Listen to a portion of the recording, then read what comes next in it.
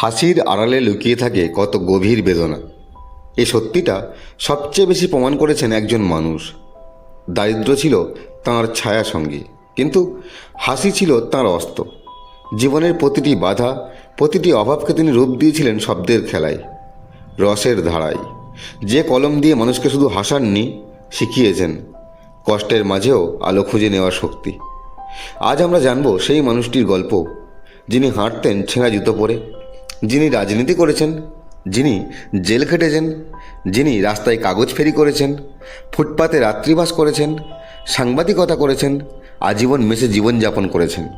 কিন্তু তার মস্তিষ্কে ছিল ধনসম্পদের চেয়েও বড় এক জগৎ, হাস্যরসের রাজ্য। একজন লেখক যিনি নিজের দুঃখকে কখনো বোঝা বানাননি, বানিয়েছেন অনুপ্রেরণার গল্প।